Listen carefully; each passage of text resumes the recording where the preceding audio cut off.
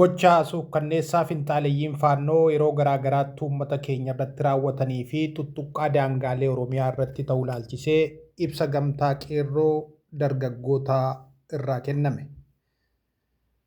Waggoota muraasaas dhimmi nageenyaa fi oltee bulteen hawaasa keenya siivilii qormaata keessa akka jiru ni hubatama.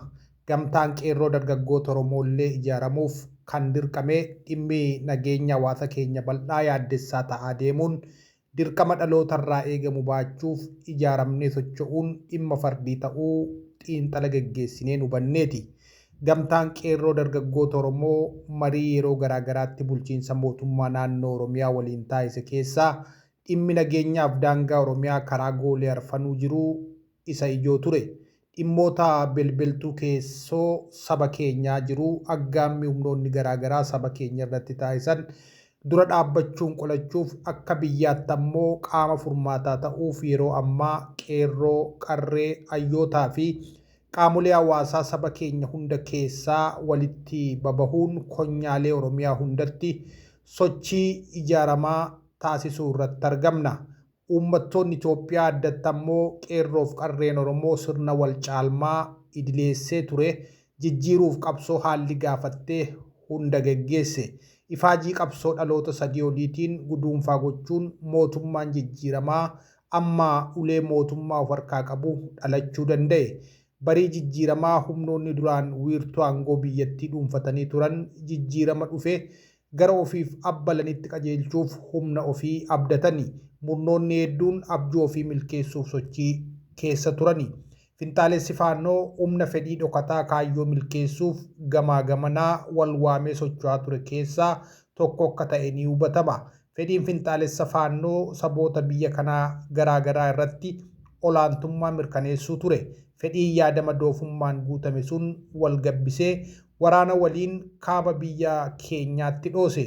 Itti bahi waraanichaa yeroo garaa garaatti nageenya hawaasa siivilii wabii akka dhabu taasise. Humni finxaalessa faannoo kun qe'ee abbaa keenyaa qabannaa mootummaa Oromummaa jedhamtu uummata keenyatti dhufe ni balleessina. Uumaan Itoophiyaa nudha. Itoophiyaanonni nutti sagaduu qabdi jechuun seenessa doofummaa labsaa ture. Seenessi finxaaleyyii faannoo kun uummata keenyatti kan qiyyaafatee fi waliin jireenya saboota biyya keenyaaf illee summii balaa ta'uu gamtaan keenya ni hubata. Humni finxaaleyyii faannoo akeeka xuraawaa qabatee socho'u milkeessuuf kaayyoo balfuu fi gita bittaa murna tokkoo qabatee adeemsa tokkummaa sabootaa balfuu qabatee socho'u kun yeroo ammaa bakkee garaa garaatti uummata nagaa irratti yakkoota suukkanneessaa ajjeechaa jumlaa gudeeddaa fi gocha sanyii balleessii gara jabeenyaan deddeebisee raawwataa jira. Humni jibba sabaatiin machaa'ee fi miira namoomaa hin qabne kun godina addaa Oromiyaa naannoo Amaaraa Wallootti, kaaba Oromiyaa Dharraatti, godinaalee Wallagga Bahaa fi Horroo Guduruu Wallaggaatti yakka suukkanneessaa wal fakkaataa geggeessaa kan turee fi saamicha loon gaanfaa fi kotte duudaa bal'inaan raawwataa turee jira. Qabeenya uummataa saammachuu hin dandeenye immoo abiddaan gubee barbadeessaa kan jiru humni kun kaayyoo siyaasaa milkeessuuf socho'uu kan hin qabnee fi jibba finxaalessummaa isaa nadha bahuuf qofa dararaa hamaa hawaasa keenya bal'aa irraan ga'aa jira.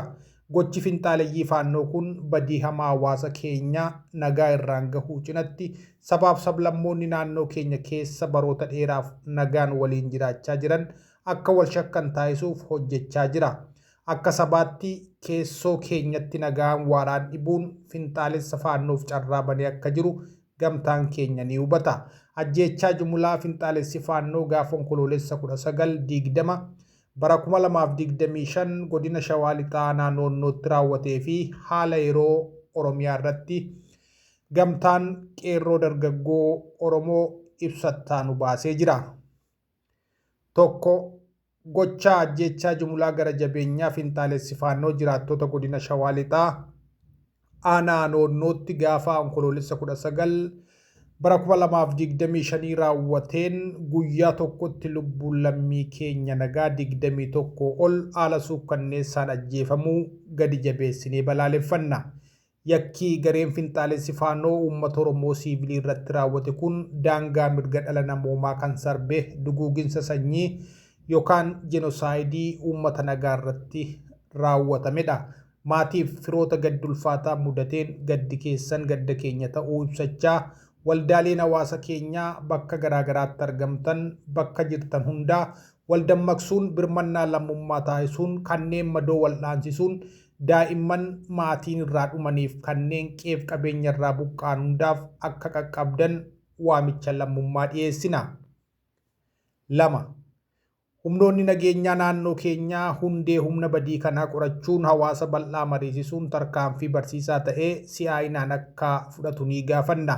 Kana malees gareen finxaalessi kun shororkeessaa farra dhala namaa ta'uu hojii isaatiin mirkaneessee waan jiruuf yakka suukkanneessaa raawwatamaa jiruuf seerri farra shororkeessummaa gadi jabeeffamee irratti akka darbuuf garichi gaafatama seeraaf akka dhiyaatu ni gaafanna. 3. Hawaasni keenya bal'aan kanneen naannoo finxaaleeyyiin faannoo socho'an jiraatan qaamolee nageenyaa humnoota farra namoomaa kana seeratti dhiyeessuuf socho'aniif tumsaa barbaachisu kennuun nagaaf sabaatinsa ofiisaa mirkaneessuuf wal ijaaree socho'uu akka qabu ni dhaamna. 4.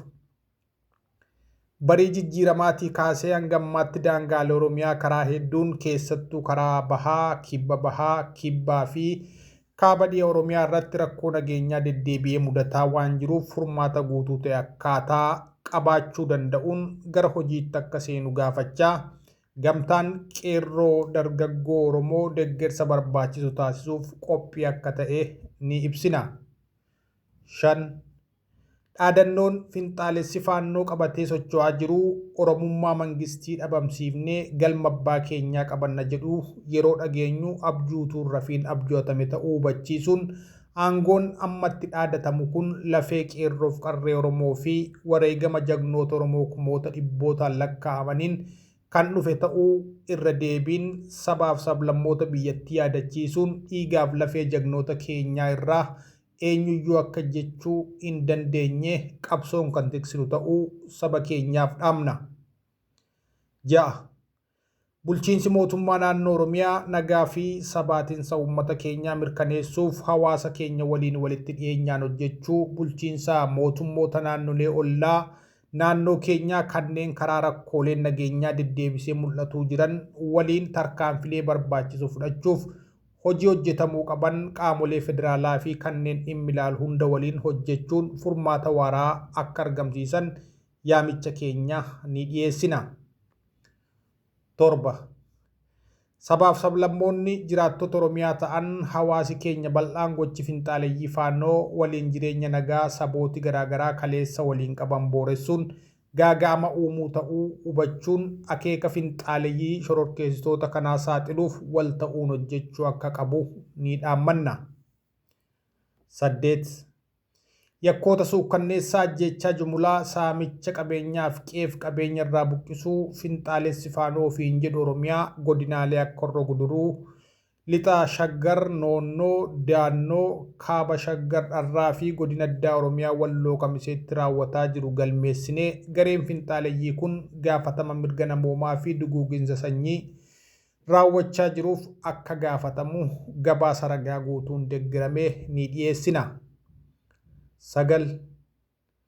Uummanni keenya bal'aan daangaa ilaalcha siyaasaaf garaagarummaa yaadaa waliif kabajuun dhimma waloo keenyaa irratti harka wal qabannee naannoo keessa jirru keessatti wal ijaaruun tokkummaa jabeessuun roorroo daangaa darbitee waloon ofirraa qolachuuf dammaqinsaan ijaaramuun yeroon isaa amma ta'uu dhaamsa dabarsina.